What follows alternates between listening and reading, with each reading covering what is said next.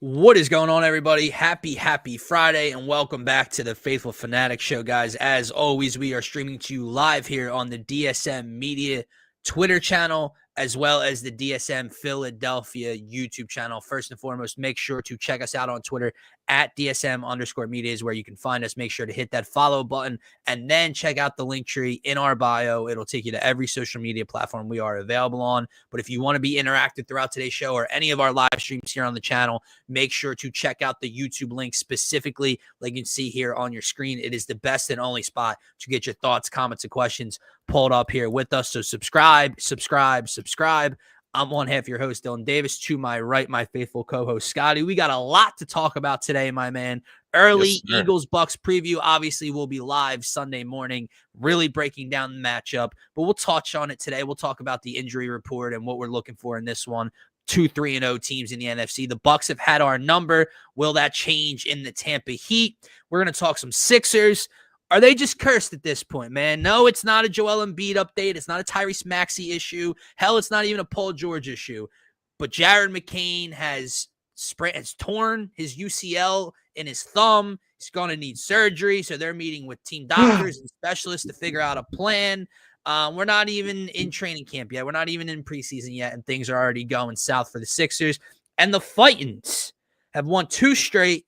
They have clinched a bye officially in the wild card round. They're 2 games behind Milwaukee for the 1 seed with 3 to play. So unless the Phillies sweep and Milwaukee gets swept, the Phillies are locked into the number 2 seed, which is going to be the winner of the Dodgers and whoever they play. As of right now, it's the Mets.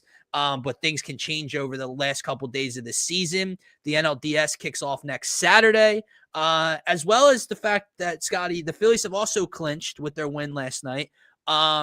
Home field in the World Series if we are to get there over the American League. So been very successful at CBP this year. We'll see if they can continue it, guys. Tap in, comment, and let's get this thing going. Happy Friday, brother.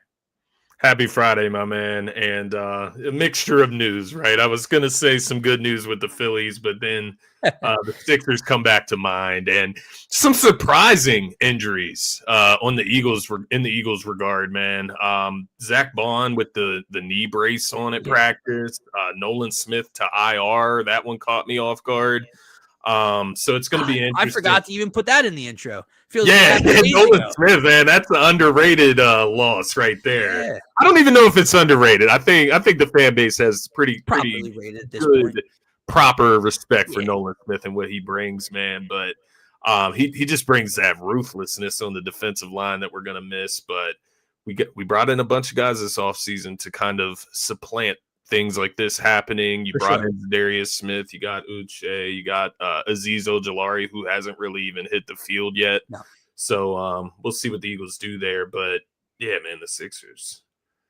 That was the thing, right? Like, do we start? Is that bad to start with? Like the bad news? That's where we can start. I mean, I think it's Is it the most recent news? It happened yesterday afternoon. So the Phillies obviously clinched last night or whatever. What I was gonna say, man, is you get the awesome, photo shoot, team shoot with the awesome throwback jerseys, and then the next day you get an injury report. Like, that's the life of a Sixers fan. I think that's why it hurt. We saw our man posing in the tough black jerseys with his 2.5. Yeah. They did him dirty with the 2.5s on the bench. Why did they do that? Yeah, I don't know. First of all, not even that, obviously, Jared McCain, but, like, who was using that bet? Like, what was the purpose of the 2.5s on? Was it just to be staged? And if so, I mean, just throw a goddamn plate on there, man. Like a wrist curl. I don't know what we're throwing. I don't know what we're doing there. But yeah, and obviously we haven't seen Jared McCain hoop in a while because of the meniscus injury last year. The way that he kind of just took, over by storm last year throughout all the injuries, he was the positive that you could look for, right? Even if they're losing games. Yeah. We're seeing the early development and growth of what we're hoping to become a staple in this team. And, if things are starting to seem good, you mentioned the black unis, the alternate court gets thrown out there. Embiid looks good. Yeah, we saw Embiid, in quick snippet videos and pictures, but he's getting up shots and going through workouts. We're trending towards a positive, and then boom. And on Turf Talk, we were talking about the connection between us, the Sixers of the NBA being the Cowboys of the NFL, as disgusting as that feels like to say, at least of our generation, of our lifetime, of, hype versus success. But, what Stephen A. Smith always says about Dallas, right? What can go wrong will go wrong. And now injuries are different than you just shooting yourself in the foot, but still, what can go wrong within this team, within this organization, seems to constantly go wrong. I don't know what UCL surgery and recovery time looks like. Maybe Jared McCain's hooping in January, December. Maybe it takes much longer than that. I have no clue, man, but it's not a fun start to the year when we were hoping so. Yeah. I was reading up on this UCL injury because it's always like something super like weird as well, right? Like a tear in your thumb, like whatever. I can imagine what it means or what it feels like, but it's just still weird. Like, how does that happen? But I was reading somewhere that it could be anywhere from like 6 to 12 weeks, and really just depends how it heals, if it heals properly. But I was reading something. It was Adam Harrison. I won't be able to find it right now, but it was one of the Sixers writers, nonetheless, put out there. It was a comparison. I can't remember who it was that tore their UCL last season, but nonetheless, they were able to get back within like a 6-week time period.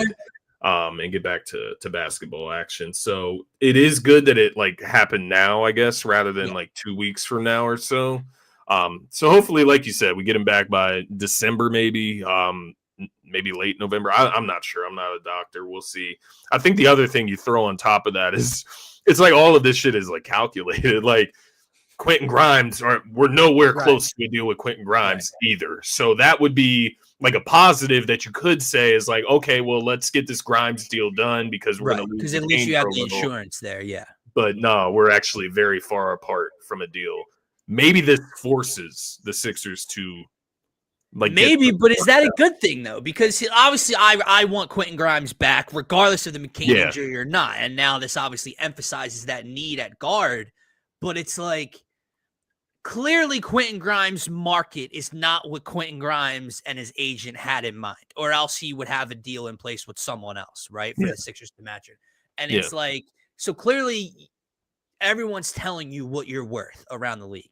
Yeah. And I don't know how much the Sixers are possibly underselling him and being like, look, you're getting nothing. We're coming in here.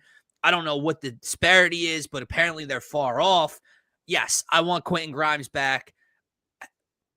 I mean, who's to say I wouldn't overpay for, you know what I mean? Like, what's an overpay for Quentin Grimes? What's going on, Rico? But yeah, it is more of a need now. I saw your tweet, like, oh, it'd be pretty cool if Quentin Grimes was a Sixer right now as official. So it's interesting because we've seen like unrestricted free agents play out on completely different facets this offseason in the NBA. Josh Giddey got, I think, a 4-year, $100 million contract, which is what Quentin Grimes wants, versus Cam Thomas in Brooklyn taking like a 1-year, I want to say $6 to $9 million, just to kind of get him to next offseason, hope that a team has money to give him and he gets it. But it's interesting to see those complete polar opposites. The other guy that's in the same situation is Jonathan Kuminga, to my man Slim there, on the Warriors. He's in the exact same situation. What it takes me back to, man, we talk about power forward with this team. We've talked about Yabusele in the past. If you knew that you weren't close with Grimes, or like that you weren't going to be able to give him like not close to 20 to 25, but like maybe you give him $15 million a year, like just to keep like shut up, like just take the contract and come on. Like, if you weren't planning to do that, then why let Yabusele, who wanted to be here, would have taken maybe a little bit less to be here than what Quentin Grimes obviously wants right now. It just doesn't, once again, seem like good management decisions. Right, that's the thing, right? I can sit here and talk about how Quentin Grimes' head is inflated and he thinks his value's up here, but everyone's showing him it's down here. But at the same time, we are talking about 76ers management. And that recently, historically, is not a positive for Right. us, right? And if Right. Slim's report that he saw is correct, they're offering him under 10 a year. That's what I So saw. Yeah, that that is what I is, saw.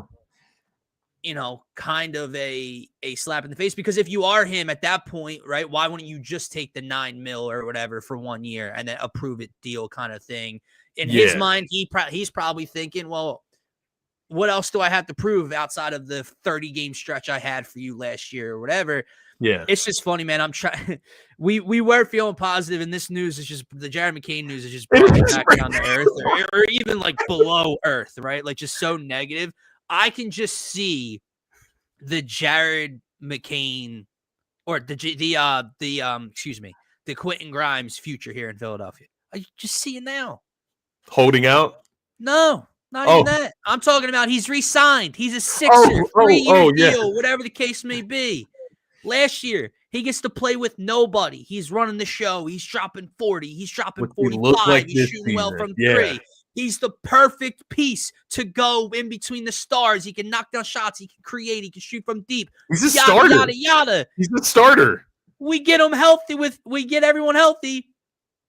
And Quentin Grimes shoots like 31% from 3 and looks like a shell of himself from last year. I can just see it. I can just absolutely see it. It absolutely can and would happen. The other side of it is we don't sign him. We'll trade him, for whatever. You get something minuscule in return, and he goes and he averages 20 points for, that said team. Let it be the Houston Rockets or somebody that's trying to compete, right? So it's like the Sixers, what can go wrong, to your point, will go wrong. It's deflating, man, because I was getting hype. I was looking at some of the guys in the jerseys, and the jerseys just look so good that I'm like, yo, maybe Kelly Oubre can be a good player for us. I'm like, maybe Trendon Watford can be a good player because they just look good. I forgot we even signed Trendon Watford this offseason. And it's just like, man, Maxey looks ready to go. Like, he looks like he's ready to take it to another level. And I was looking at Maxey's numbers the other day because we're about to do top 10 point guards on the NBA show. All right, shout out. And, bro, he averaged 26 points per game last year. Like, the shooting went down a little bit. Like, he averaged 26 points per game last year. He only played, like, 20-plus games. So I think that's why we just have that bad taste. But he's going to be ready to go, man. He's going to be locked in. And it's a good point by Slim. We are – media day is going on right now. So as the morning and afternoon goes on, we'll get some clips, I'm sure, on social media and see what the vibe is. Obviously, questions surrounding Joel could or should be somewhat answered today. Martian says, and we kind of, move forward here a little bit and get off the negativity, but he says, speaking of negativity, what's with Chase Daniel continuing to hate on the Birds, hate on Jalen Hurts, hate on the style of play, the boring, the offense, the tush push. It's another year, and it's more of the same shit from Chase Daniel.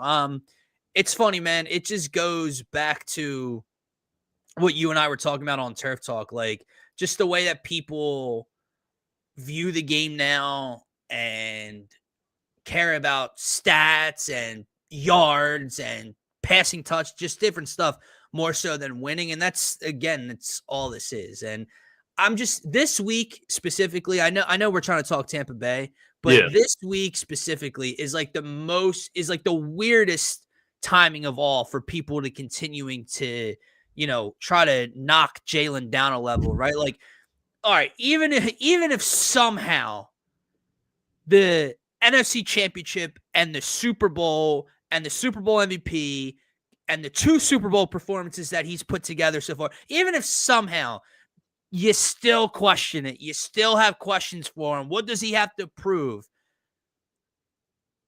How is the second half of this week furthering your point? How did you watch them come from behind a team that everyone was glazing heading into the matchup, getting their revenge? They're the biggest threat to the Eagles. Devontae Adams is the biggest addition in the NFC. They're going to tear them apart. They get a 26-7 lead in the third quarter. People are live tweeting. The Rams socials live tweeting. Analysts are live tweeting. And then you watch that performance. How does his performance in the second half somehow further your hate for him? was point of view for him. I was trying to find exactly what he said. What exactly did he say about I saw him over the last week or two. I can try to find it on Twitter, but Martian, if you remember, if you had the quote from what Chase Daniel was talking about this week, because the only he's reason funny, I say man, that, because he goes back and forth now. Like exactly. the Super Bowl, he started saying some positives about Jalen, and then he comes back and goes back to hating. So look, because I was looking at his page, and it says one day ago, it's a full all 22 film breakdown. You're going to love this one. Jalen Hurts is not the problem. Right. That wasn't it. No. It wasn't a tweet. I saw a clip of him. It might not even have been from this past week, but what is it? He did put something up. I can't watch it right now because we're obviously on the show. He put up a 13-minute clip of him saying, "I feel like this is a very fair film breakdown of Jalen Hurts. What do you notice?" So I don't know if that's what we're. Oh, I don't know. Got it on the screen. We'll collapse like 2 years ago. Oh, so you're just talking about like pass? I saw a clip of him recently, but I can't. I'd have to try to find it. I don't know if I bookmarked it or just liked it, and that's the problem with me. But I was trying to find it, but mostly what's popping up for him right now is what he was talking about with the kicking rules last night. But nonetheless, it goes across the board, and I think that's why Jared Verse had to come out and say what he had to say, and it's so interesting seeing. He's like a likable dude that talks shit in the game. It's weird. I guess it's. I cannot believe he bet his quality athlete. Yeah, I cannot believe he bet his chain. He's a real one, though. He's a real one. I think that's what said to me, Jalen Carter's got to get a 9 linked up, put on with it now. Yeah. No, that would be tough. But I think that's why you continue to see players, even opposing players, come out and make these statements about Jalen because you have to. It's like people need to hear it from the NFL players that Jalen is a quality quarterback. He's won a fucking Super Bowl, man. It just sounds so ridiculous. And we're here again at this stage in the season. It drives me insane, quite honestly, man. We're going into the Tampa Bay game, which I guess it is kind of fair this week with the history against Tampa Bay. But to your point, coming out of that second half against the Rams, I guess it's a topic. How do you feel? How do you guys in the comments feel? Second half of that Rams game, me personally, I felt like the Eagles figured something out. I feel like they figured the passing offense out to an extent. There's going to be additions, there's going to be add-ons, there's going to be adjustments, but they were able to finally move the ball consistently through the air. They were able to get everybody involved in the passing offense. Jalen looked like Jalen again. He was out there celebrating, full of energy. It looks like the passing offense is back. Yeah. Is it just an in-game adjustment? Rams completely fell apart, and we still got to be worried moving forward. Which side do you kind of like? That's the problem. That's why, no, I don't know if it was the Rams falling apart. And if we are aware, that's my point. You can't take 2 steps backwards to open up the Tampa Bay game. You can't go back to the vanilla, boring play calling, the swing passes, the Saquon, the check down, check down, the running game's not getting you cannot have all that momentum you gathered from the second half of this past week. Getting AJ going, Smitty, Goddard finds the end zone, Jalen's cooking. You cannot come out in Tampa Bay and just go back to what you were doing. It's what makes this offense so unstoppable. We say it all the time on the show, man. People, and I don't know if it's just an offensive play calling mindset, and obviously it's how the game used to be, right? You open up the pass with the run, right? It works both ways, right? In this day and age, you can open up the run just as much with the pass nowadays as you can vice versa. Saquon has not been Saquon through 3 weeks so far. He was fine in Kansas City, but outside of that, hasn't had any real big plays, right? Hasn't gotten going. He got shut down last week by that LA front, and we became one-dimensional. Now, Jalen had success even though we were one-dimensional. You can't be one-dimensional this week against that Todd Bowles defense. So you have to find a way to be balanced, but you can open up the Saquon through the passing game just as much instead of trying to run Saquon. Now we're dropping back on 3rd and 7, 3rd and 8. You can't get in those situations There's too much talent, like we keep talking about, for this team to be vanilla. Like, people keep calling them boring. Look, I laugh at it because they just keep winning games, but before last second half, this was a boring run offense. There's no need to be boring. Like, yeah, we're winning games. They're finding ways to win. Some of these games don't need to be as close as they are if you just let your playmakers be playmakers. No, I completely agree with you, man. And I think to your point, you just didn't get to see the repercussions of being able to throw the ball, which would be in return being able to run the football because you were having to come back from down 19 points in that game against the Rams. So let's just start the game like that, and maybe we can move our way towards running the football. But when you sit there and you look at A.J. Brown in that game against the Rams, man, I mean, what are you going to do this week? What, you're going to take the ball back out of his hands this week? He's going to go back to being frustrated because he's not touching the ball. Look, there's so many mouths to feed, and I think over the last year plus, they've all kind of understood that fact. Like, there are going to be games where I'm a decoy. There's going to be games where I'm not really that involved. Other guys are going to eat. The bottom line is, in games in which Devontae Smith, Saquon Barkley, Jalen Hurts, and A.J. Brown have started and finished together since Saquon became an Eagle last year, they have not lost. They are 8 or 9-0 in games that trio of skill position players and Jalen have played together. It's winning football.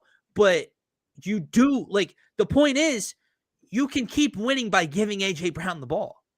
You can keep winning by throwing the ball down the field, picking up chunk plays. There's no need for this offense to be as vanilla as it was before last second half. Looking at this Bucs game, though, I want to ask you something. Yeah. Going into week 2, we were talking about like storylines and narratives, right? And the narrative was the Chiefs are 0-1. It's their home opener. Patrick Mahomes has never lost 3 straight games. It's Super Bowl revenge. That's, it's the Chiefs game, right? But then you looked at their wide receivers, and the discussion kind of became like, is this an inexcusable loss for the Eagles when you look at it on paper, the injuries, the suspensions the Chiefs were dealing with? You look at this Bucs game. Now, don't get me wrong. The Eagles have some injuries popping up on the report right now.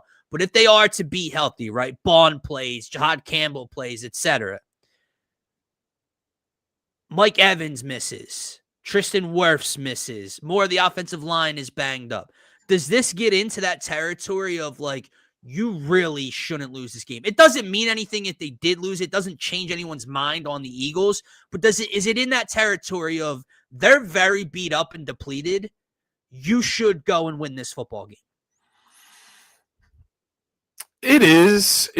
It is almost to that point, but I don't know. I do put some stock into Todd Bowles in the way that he schemes them up against the Eagles and Jalen Hurts. Like, I do put stock into it. I put stock into the Eagles struggling with Jalen Hurts era against the Tampa Bay Buccaneers for some reason.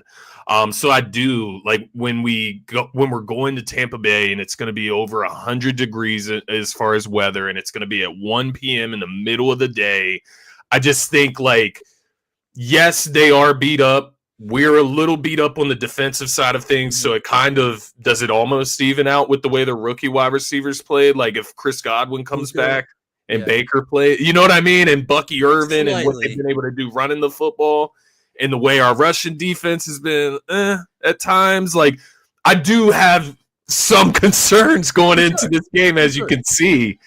But to your point, yes, talent, when it just, you go player for player across the board. Yeah, because what I was going to ask to you in return, that's why you kind of, you turn me around there, because I was going to ask you, is it too obvious of an upset alert for the Bucs, against the Eagles at home in the middle of the day, 100-degree weather? Like, is it just too obvious? I'm going to do a little mental taekwondo here. A little mental taekwondo, all right? I think that's what everyone thinks. So then I think it becomes flipped, and to me, same, like, I think the Rams were a pretty popular upset pick in that revenge spot, right?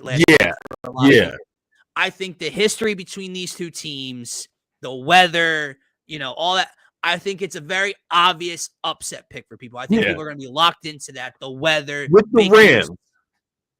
beat them twice last year, though. Right. So, like, we have that, like, underlying, you know what I mean? But with the Bucs, even when we won the Super Bowl, we lost to the Bucs by double digits. Yeah. In that season. You know what I mean? So it's like, but again, I would like to remind people, because you and I did a pregame show for that game like we do every week for the Eagles. Yeah. And we got a little ahead of ourselves. Yeah. Oh, it doesn't matter. Jalen's got to pick up the slack.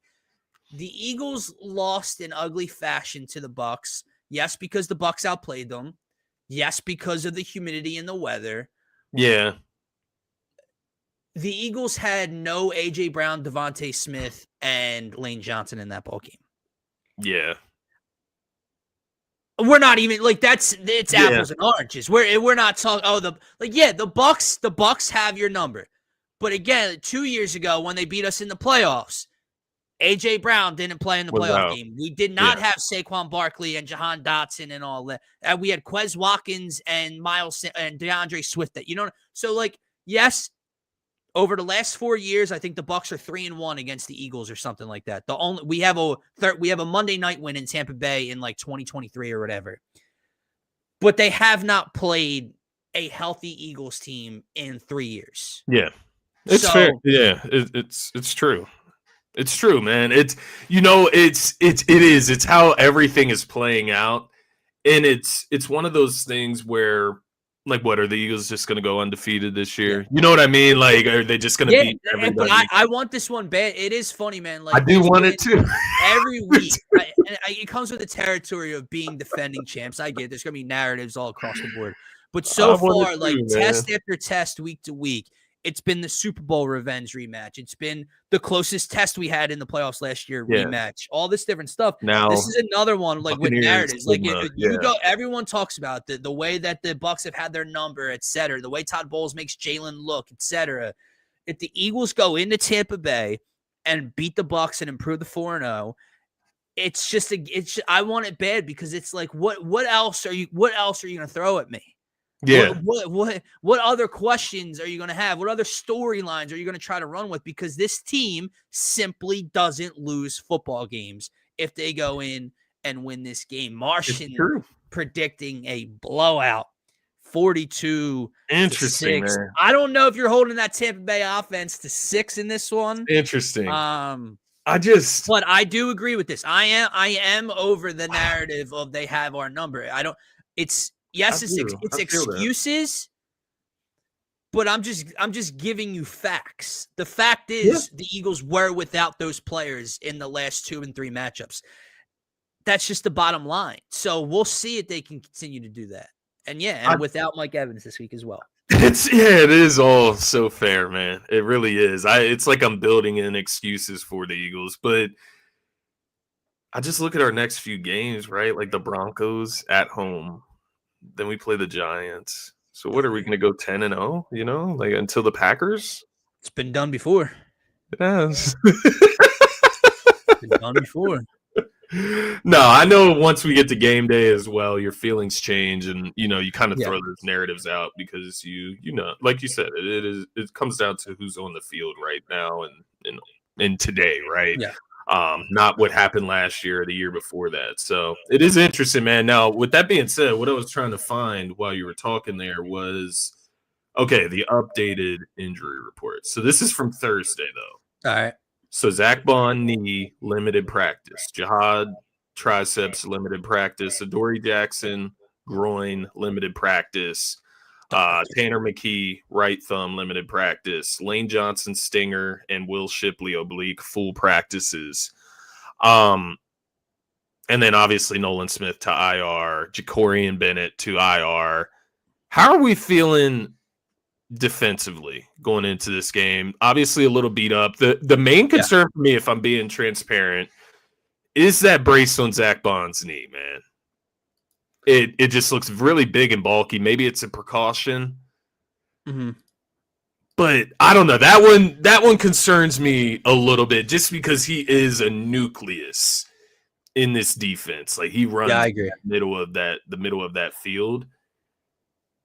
And I do wonder, with the weather being what it is tomorrow, or on Sunday, excuse me, so hot and draining, and guys going to be exhausted, muscles cramping. How cautious are they with some of these guys that are a little beat up? I think Zach Bond's going to go, and we'll find out what that most up to date injury report is. But if one of those guys is out, how does that look? You know what I mean? And then you throw in CB2, no Jacorian Bennett, who's gotten snaps. Adoree Jackson, don't get me wrong, they haven't been good. Yeah. But are we ready to go with Keely Rango and Mac McWilliams? Mac McWilliams. At this point, I'm ready to see what Mac McWilliams has, bro. I kind of am, though, because I've heard decent things, but yeah. Look, it's just interesting. There's concerns health-wise defensively, and obviously the glaring hole at CB2 the last couple of weeks, and it'll continue to be one. But the fact that, like Martian said in the comments, no Mike Evans, obviously you're still talking about a top 10 wide receiver. It's Baker's go-to guy, right? And yes, Chris Godwin's coming back. Chris Godwin at an older age, coming back off of a major injury in his first week in 100+ degree weather. I don't think you're getting a high snap count or production out of Chris Godwin. Not to mention Chris Godwin, primarily, correct me if I'm wrong, slot receiver, right? Yeah. Well, also, that's another thing. When we played them last year, Cooper DeJean wasn't playing yet either. So now you add in Cooper DeJean in the slot against a Chris Godwin coming back from that injury. No Mike Evans. Egbuka's been cool. I have him in fantasy. It's fun. I'll trust if they line them up across Quinyon, and then obviously you don't just want them picking apart against CB2. Yeah. So Vic will have to adjust, but it's going to be, can you get to that beat up offensive line? The way that offensive line is beat up in Tampa Bay, man, they shouldn't be able to sustain the run. They shouldn't be gashing you and picking up chunk plays 4, 5, 6 yards a carry with that line the way it is right now. Then if you can get to Baker, don't let them be efficient, right? Like in the last 2 games, the playoff game and then the week 4 matchup last week, Baker threw for 337 and 347 with, I think, 3+ passing touchdowns in both games, not turning the ball over. Yeah. You got to get to him, right? And not let him be efficient, get him off his mark. I just don't think they have the weapons in this one to play with them.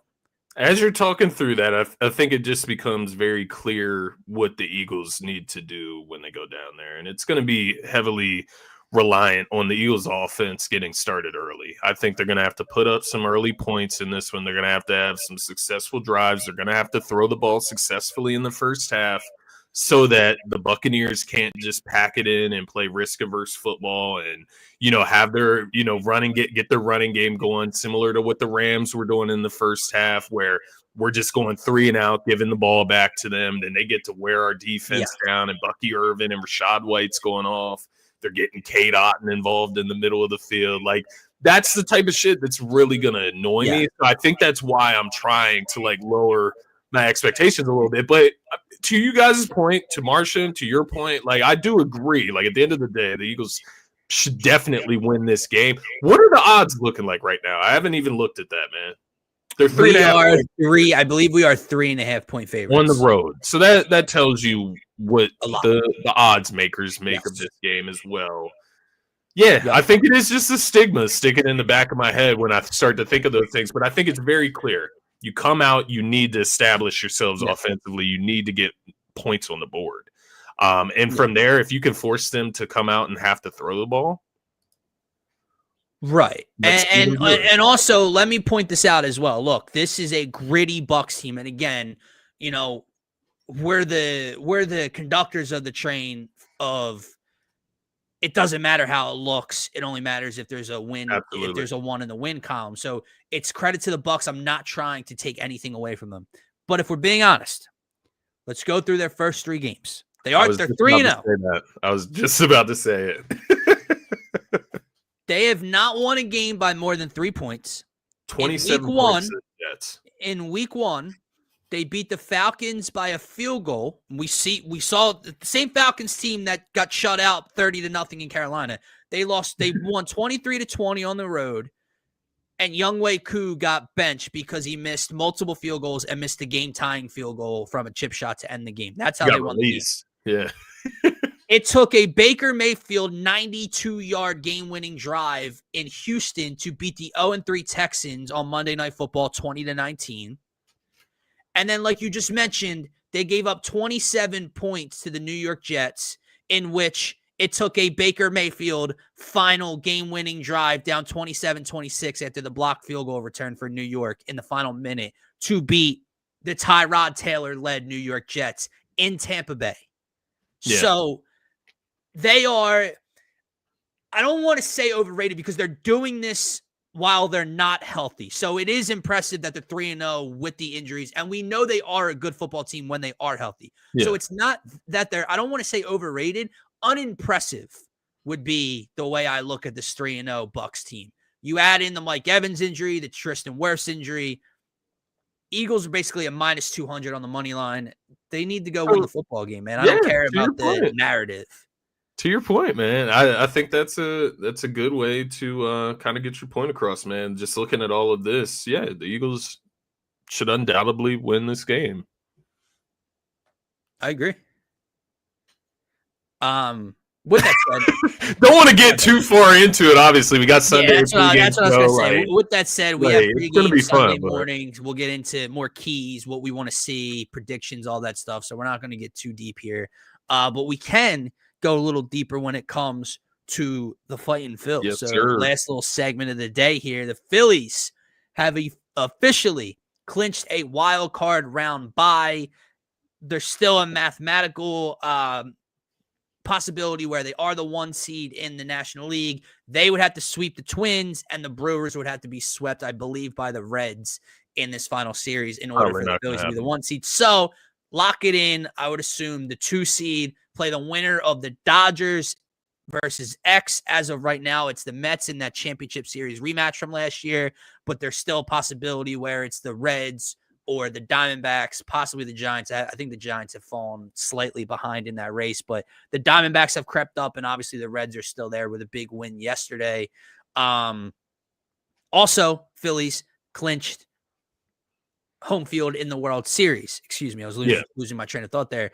Over the American League, if they were to get there. So if they get to the World Series, whoever they play, games 1 and 2, coming to the bank where the Phils have one of, if not the best record recent in at home this year.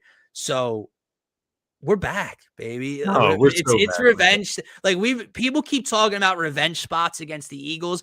Oh, it's revenge time at the bank this year with such a letdown the last couple of years. Last year, we win the division for the first time in a while. You get the bye, you get the division rival at home, and you just get let down and put away in 4 and uninspiring.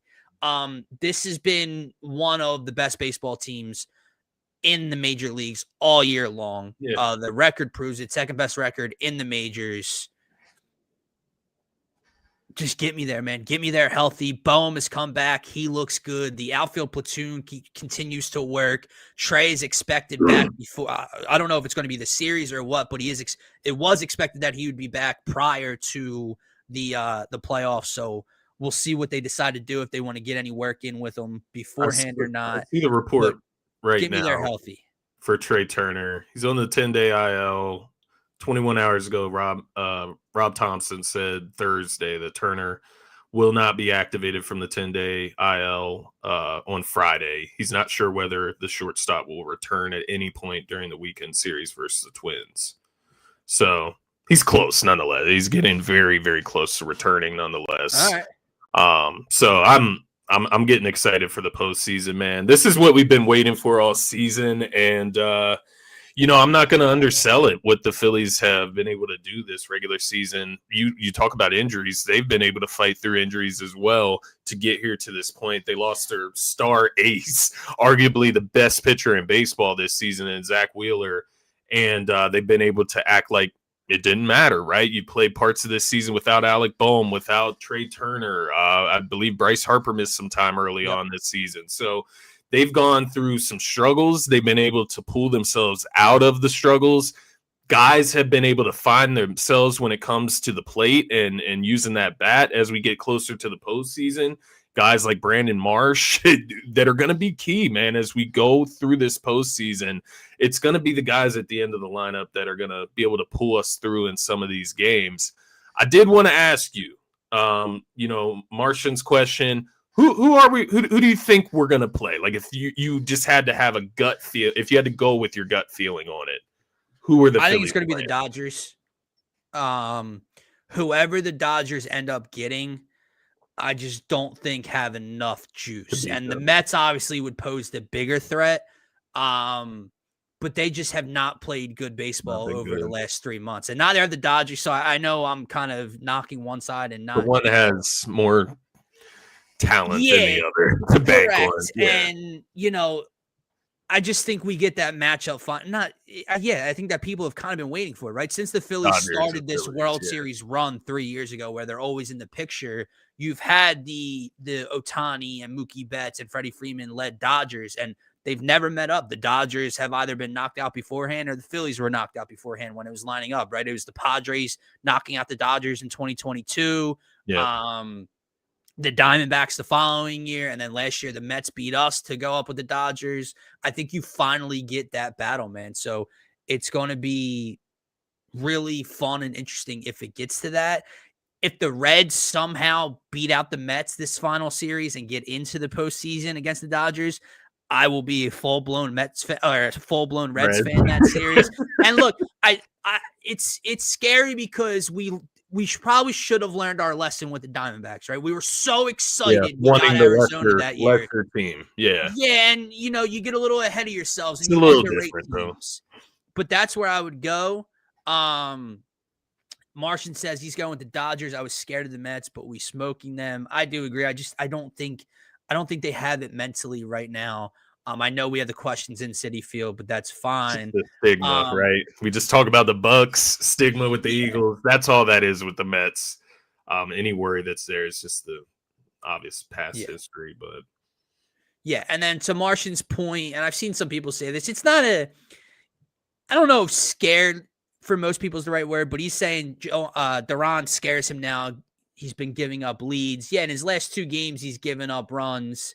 Obviously led up the game-tying run against the Dodgers, and then we went on to win in extra innings that night. But I mean, I'll tell you this: he started pitching with the Phillies August 1st. He's pitched 1, 2, 3, 4, 5, 6, 7, 8, 9, 10, 11, 12, 13, 14, 15, 16, 17, 18, 19, 20, 21. 22 plus games in a Phillies uniform. He's allowed a run in 4 or 5 of them. So percentages are in our favor. It's not that he's been giving up leads, right? Like he has, don't get me wrong, like he has given up a solo home run to the Marlins that we lost. He gave up a solo home run to the Dodgers and it went to extra innings. He's not perfect, right? And it's just when he got here, we just expect him to be perfect. Is he as locked down as I was hoping? Maybe not, but he's as close to lockdown as you're going to get in the league right now. And is he the best closer is he the best closer we've had going into the postseason? Since Brad Lidge, since 2008, 2009. I'm not concerned with Duran. How do you feel about the plan for the starting pitching? How do you feel about that? It's pretty straightforward in my opinion, but I said it to you before the show. It's just a John Clark tweet. Nothing's been confirmed. I don't know who told him this or where he's getting it from, but he said sounds like the Phillies will be going with Sanchez, Ranger, Luzardo for the divisional round and probably for most of the postseason as the 3 guys. And then maybe you go bullpen game, or I don't know if you get to a best of 7 where you go after those 3 lefties. I don't care. You have to do it. They're your 3 best pitchers right now. Yeah. Luzardo has been phenomenal as of late, and we know what Ranger and Sanchez have done for basically the entirety of the season. So, you throw your 3 best arms, man. You don't worry about anything else. You need these guys to go 6 innings and then hand it over to the bullpen, and we know they can go deeper than 6 if they're on that night. So that's where they'll have an edge as well. This is just what he tweeted. It's not reported. It's not nothing. In the back of my mind, I still believe Topper's going to give the ball to Nola at some point, but it'll be interesting, man, because I forget who I was listening to, but people were throwing out the point of like, what is the point of having Aaron Nola on the postseason roster? Yeah. I don't see a world in which he's not. Like how that would be such a slap in the face to one of the staples of this organization, the longest tenured Philly we have, right? But honestly, if he's not starting, he's not pitching out not of the going to bullpen. be a relief. He will not throw out of the bullpen in this postseason. Yeah. And if you're not planning on starting him, you're wasting a roster spot. You're wasting a bullpen arm. You're wasting a bench bat. So if he is not in Topper's plans, he should not be on the roster, man. Do you think, though, do you think, like, if they are able to get to the 7-game series, right, he's starting the 4th game? Like, I think it just comes down, like, all right, and it's the Marlins, right? So take it with a grain of salt. And they combined for 5 walks, so that's not a good thing. And against a good team in the postseason, you can't walk 5 guys in 6 innings. Right. But honestly, would you rather have a combination of Walker Buehler and Taijuan Walker for 6 innings or Aaron Nola? I don't know. I'm not saying yes. I would rather take no right answer. There's always the possibility you get a clinical Nola in a game. But we have no evidence. Maybe it's matchup based.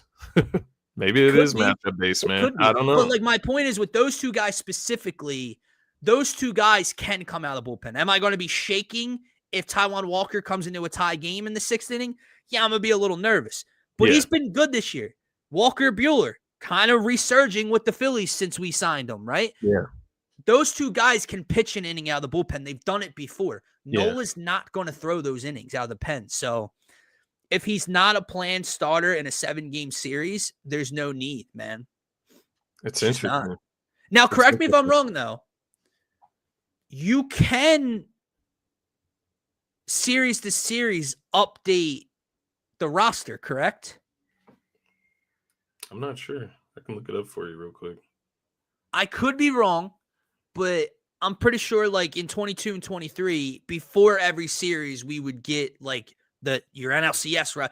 Could be off. It might just be for the postseason. But if I am correct, Nola definitely shouldn't be on it for the 5-game series, but it leaves open the possibility if you advance for him to come up, if that's the reality of the situation. Yes, Major League Baseball teams can update their 26-man active roster from one postseason series to the next, but they can only replace injured players during a series with permission from the commissioner's office, provided the replacement is the same type of player. Pitcher, okay, with its right. So the bullpen arm got injured. Right. If David Robertson got injured in his first outing against, you could bring Nola up. Right. Ultimately. So all right. So since you can update it series to series, there's no explanation for him to be in the first series on the roster. Yeah.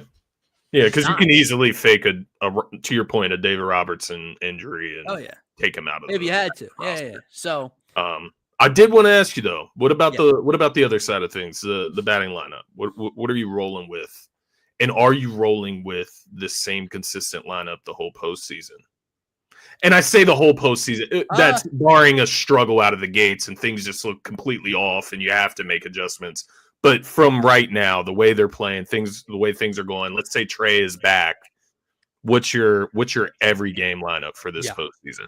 I'm giving one platoon, and that is in right field, and that is against righties and lefties when it comes to Kepler and Castellanos. Brandon Marsh would be starting every day in left field, should be starting every day in left field come postseason time. Harrison Bader will be starting every day in center field. Bader's definitely going to start. I don't know what Topper will do at Marsh, but I would play him every single day in left, platoon the other 2. And that's it. Look, you can make the argument for Stott Sosa. You can. Like, I'm fine with Stott playing every day, especially with his glove at second base, him hitting in the 9-hole, whatever. And it's against the Marlins. It's against that pitching. But Sosa's fine in the field at second base. He brings a spark sometimes, too, and when you see what he can do with his bat, and I think Stott on the year, man, I think he's hitting like 224 against left-handed pitching the entire season. I would live with it. But that's it. I am not. You cannot platoon right field, left field, and second base. Yeah, have a bunch of moving parts. Yeah, I agree. But I think Kepler and Castellanos have kind of gotten adjusted to it, though. Like, I think they're okay doing it now. I think they've both kind of delivered against their pitching when their name's been called upon. So that's good for them to be comfortable in that situation. Then it just comes down to whether you trust Stott against lefties or not. Yeah, which is it's interesting, and it will turn into that same conversation. That consistency, chemistry. Do you need it throughout a postseason? I think to your point, I think we can get by at least platoon in the right field, and I don't know. It is tough with Stott and Sosa because I'm just thinking Sosa, you could start him, when you're going against the lefty, and he could pop off and win you a game. Like he has that type of pop with his bat, man, that it does make it a question mark. Right. But the only thing that draws me back is moving pieces. If you already have one moving piece out in the outfield, you can just limit it to one and just roll with Stott throughout, and just hope that Stott can give you. I agree. And I would say the only difference, flashes, obviously, but I would tell you this because we were very hypocritical of it, or very critical, of it in previous years, the World Series year specifically, right? The difference now is who the platoon options are, right?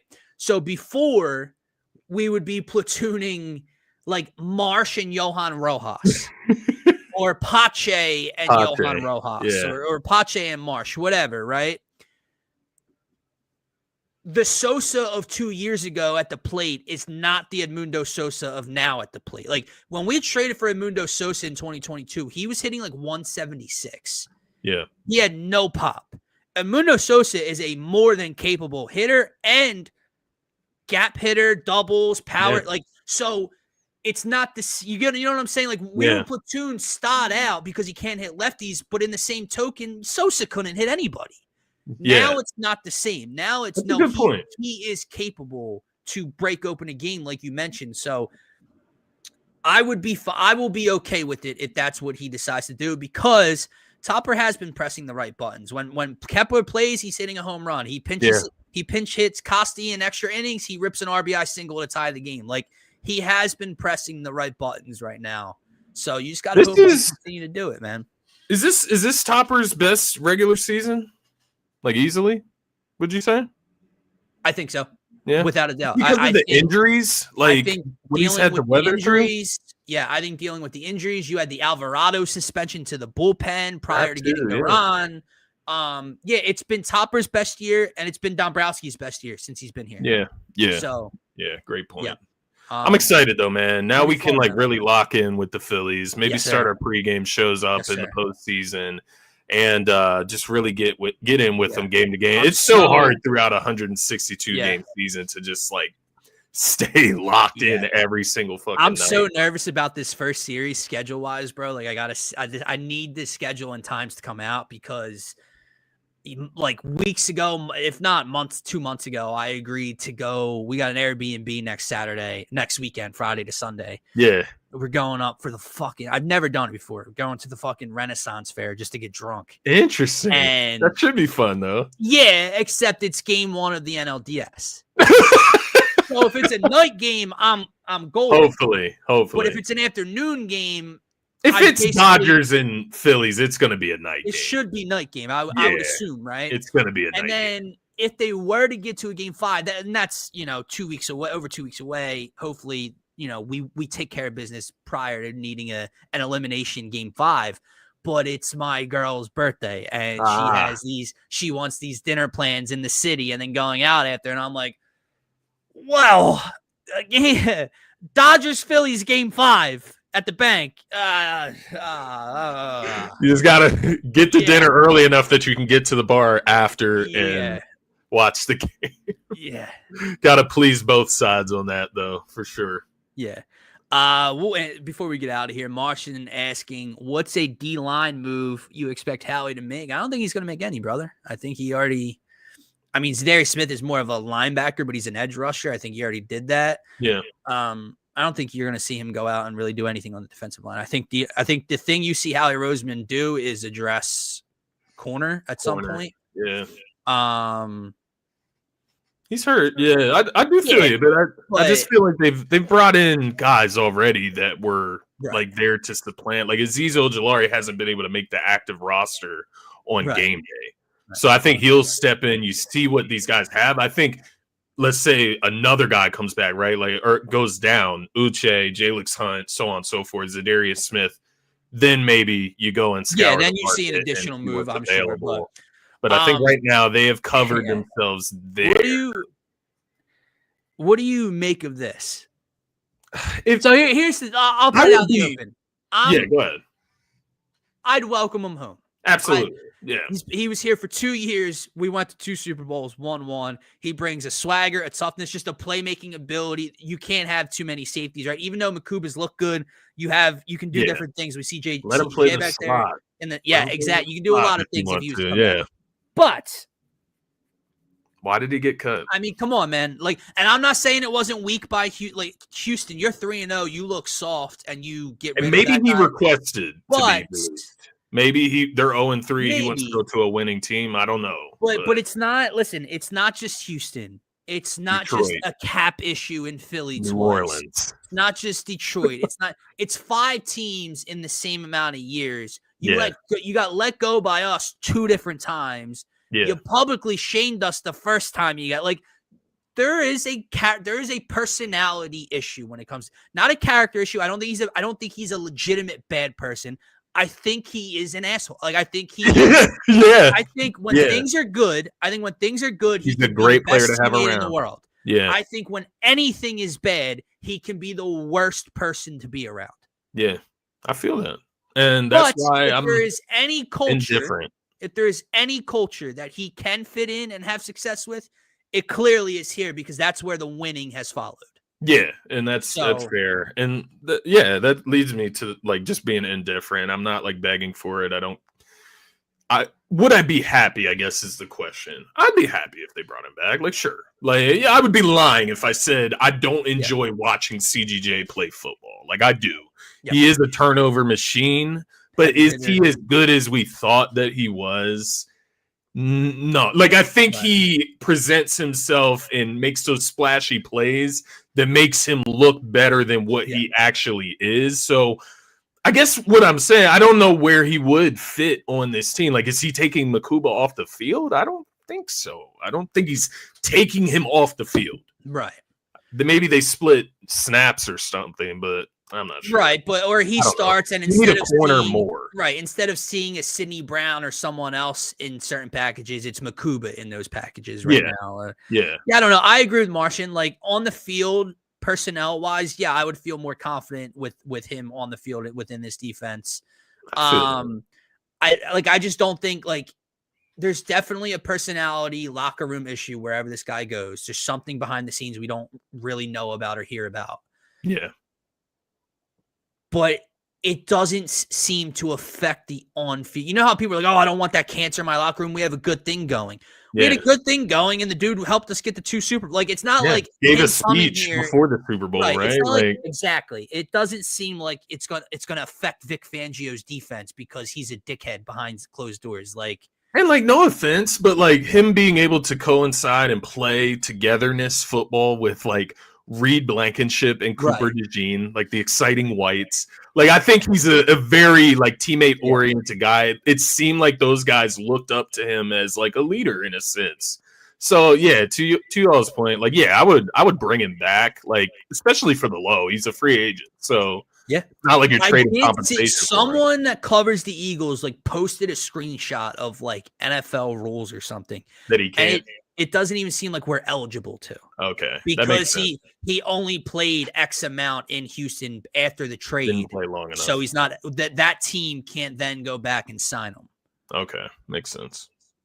So, but you never know. We'll see what happens. But we'll see. With that said, that's gonna wrap up this Friday edition of the Phaithful Phanatics Show, guys. Make sure to subscribe, as always, to the YouTube channel. Seen we gained 1 or 2 today, so continue to add there. Follow us on Twitter, all that good stuff. We will be back Sunday morning, starting with Turf Talk, and then following up with Eagles pregame, getting ready for that Bucs matchup, probably around noon, 11:30 noon on Sunday for that. So make sure to tap in, subscribe, follow. We appreciate each and every one of you, and enjoy the rest of your weekend. Yes, sir.